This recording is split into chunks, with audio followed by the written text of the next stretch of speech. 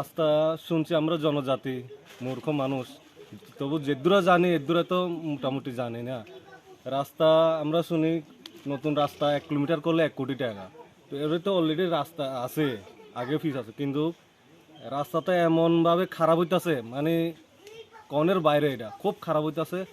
এটি পুরান কালভার্ট, আমরা প্রায় এটি 10-15 বছর আগের কালভার্ট। এটা রড অলরেডি উঠা রয়েছিল, পুরা রডের টান দিয়ে ডাইন ডাইন ডাইন করে, কিন্তু এখানে সিমেন্ট দিয়ে একটু লিপিয়া দিছে।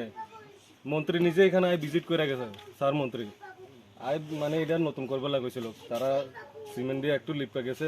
আর সাইডে মানুষে তারা দরা আছে দুই সাইডে, দোনো সাইডে মানে সমান সমান করে জায়গা কাটবার কথা।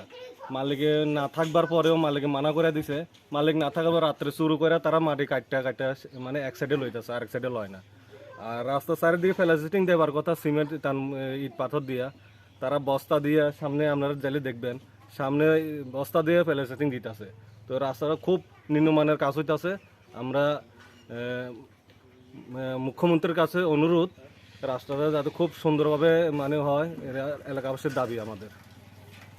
কই থেকে কই যাবে এই রাস্তাটা? এটা কলসি বাজার থেকে শশাঙ্কপাড়া দিয়া পড়া পিতরাইপাড়া দিয়ে একদম বাইকুড়া 10 কিলোমিটার রাস্তা। এটা 10 কোটির কাম।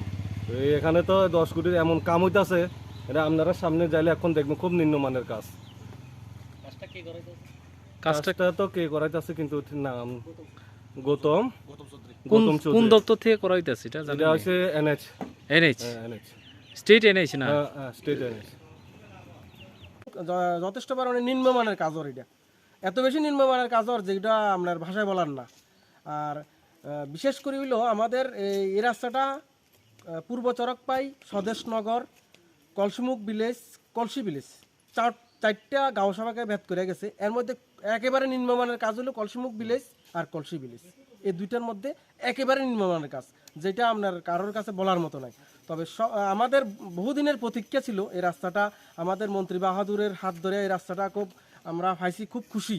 বাইকরার জন্য, বাইকরার সঙ্গে যাতায়াতের জন্য একটা বিকল্প আমরা রাস্তা হয়েছি। এই দিক দিয়ে অনেক মানুষের যাতায়াত, জনজাতি অনেক মানুষের যাতায়াত। তাহলে কিন্তু এইভাবে যে নিম্নমানের কাজ করবে কন্ট্রাক্টর বা বাবুরা বা ইঞ্জিনিয়ার সাহেবরা, যে এটার প্রতি কোনো নজর দিছে না, আমরা এটা বুঝি না।